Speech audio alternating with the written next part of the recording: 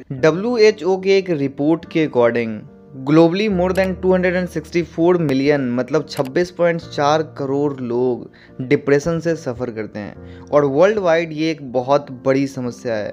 लेकिन आखिर ये डिप्रेशन होता क्या है, कैसे एक नॉर्मल इंसान डिप्रेशन वाले जोन में चला जाता है और आखिर इस डिप्रेशन का हमारे लाइफ में क्या निगेटिव या पॉजिटिव असर पड़ता है।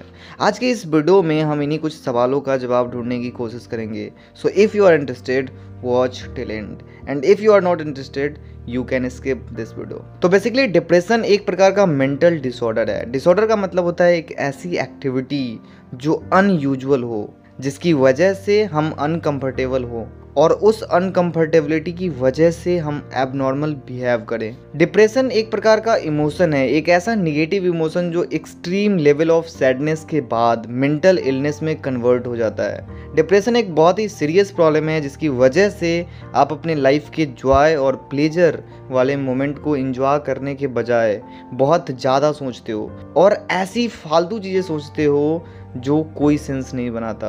अपने लाइफ में हर कोई कभी ना कभी उदास तो होता ही है और ये चीज़ें बिल्कुल नॉर्मल है, क्योंकि सवेरा होने से पहले रात होना ज़रूरी है। लेकिन यही सैडनेस जब आपके लाइफ में लंबे टाइम तक और साइकोलॉजी के अकॉर्डिंग अगर 2 हफ्ते तक रहता है, मतलब यू आर इन डिप्रेशन। और इसके पीछे की वजह यह है कि इतने टाइम तक सैड रहने के बाद आपका ये सैडनेस आपके लाइफ के ऑलमोस्ट सभी एस्पेक्ट में असर करने लग जाता है। आपका लोगों के साथ बिहेव करने का तरीका बदल जाता है, चाहे वो आपकी फैमिली हो, पार्टनर हो, फ्रेंड्स हो या फिर आपके प्रोफेशन से जुड़े हुए लोग हो। अगर मुझे डिप्रेशन को एक शब्द में डिफाइन करना हो तो मैं ये बोल सकता हूँ कि long term sadness is called depression. और वो टाइम इंटरवल कितना होना चाहिए? कम से कम 2 हफ्ता। अब आइए बात करते हैं उन कारणों के बारे में जिसकी वजह से एक नॉर्मल इंसान डिप्रेशन में जा सकता है। ये रीजन बायोलॉजिकल भी हो सकती है, साइकोलॉजिकल भी और सोशल भी। Number 1, personality. कुछ लोग ऐसे होते हैं जिनकी पर्सनालिटी ही डिपेंडेंट टाइप की होती है, तो ऐसे लोगों में डिप्रेशन होने के ज़्यादा चांसेस होते हैं, क्योंकि डिपेंडेंसी और एंग्सियस जैसी पर्सनालिटी वाले लोग बहुत जल्दी सैडनेस वाले जोन में चले जाते हैं। Number 2, high medication use. जब लोग बहुत ज़्यादा मात्रा में मेडिसिन यूज करते हैं तो उन मेडिसिन में यूज की गई केमिकल्स के साइड इफ़ेक्ट्स की वजह से हमारे ऊपर एक नेगेटिव असर पड़ता है। और अगर हम ऐसे ही मेडिसिन का ज़्यादा यूज करते रहते हैं तो वो रिस्पॉन्सिबल होता है हमारे मेंटल हेल्थ और डिप्रेशन के लिए भी। Number 3, history of other mental illness. Depression के अलावा भी बहुत सारी अलग अलग टाइप की मेंटल डिसऑर्डर होती है, जैसे कि एंजाइटी। और अगर पास्ट में आपने किसी ऐसे मेंटल इलनेस को फेस किया है तो चांसेज आर हाई कि आप डिप्रेशन के बहुत जल्दी शिकार हो जाओ। Number 4, monoamine deficiency. सेरोटोनिन हमारे बॉडी में मौजूद सबसे इम्पॉर्टेंट हार्मोन होता है, जिसके ऊपर हमारा मूड, हमारी फीलिंग्स और हमारी हैप्पीनेस डिपेंड करती है। ये हार्मोन हमारे पूरे बॉडी पर इम्पैक्ट करता है। तो अगर कभी ये हार्मोन इम्बैलेंस हो जाता है तो उसकी वजह से हमारे अंदर डिप्रेसिव सिम्टम्स आ जाते हैं। तो गाइज, ये थी कुछ बायोलॉजिकल रीजंस जो आमतौर पर रिस्पॉन्सिबल होती है फॉर योर डिप्रेशन। अब आइए जानते हैं कुछ साइकोलॉजिकल रीजंस के बारे में जिसके ऊपर लोग ज़्यादा बातचीत करना पसंद करते हैं। Number 1, negative automated thoughts. American psychiatrist Aaron Beck ने डिप्रेशन को लेकर एक थियरी दी थी जिसे कॉग्निटिव थियरी ऑफ बेक कहा जाता है। और इस थियरी के अकॉर्डिंग इन 3 टाइप्स के लोगों के एबनॉर्मल होने के ज़्यादा चांसेज होते हैं, मतलब इन 3 टाइप्स के लोगों के डिप्रेशन में जाने के हाई चांसेज होते हैं। पहले वो लोग जो खुद के प्रति निगेटिव थॉट्स रखते हैं कि मैं किसी काम का नहीं हूँ, या दिखने में अच्छा नहीं हूँ, या फिर काश मैं उसके जैसा होता। ऐसे निगेटिव थॉट्स हमें अंदर ही अंदर बहुत परेशान करते हैं, जिसका हमारे ऊपर ऑफ कोर्स एक निगेटिव असर पड़ता है और उसकी वजह से हम हमेशा सैडनेस वाले जोन में रहते हैं। दूसरे वो लोग जो दुनिया के प्रति अपनी निगेटिव व्यू रखते हैं, जैसे कि इस दुनिया में कोई मेरी वैल्यू नहीं करता, किसी को मेरी केयर ही नहीं है। तीसरे वो लोग जो अपने आने वाले भविष्य के प्रति बहुत निगेटिव होते हैं। उन्हें ऐसा लगता है कि मेरा ये वक्त कभी नहीं बदलने वाला है, चीजें और बेकार ही होती जाएंगी।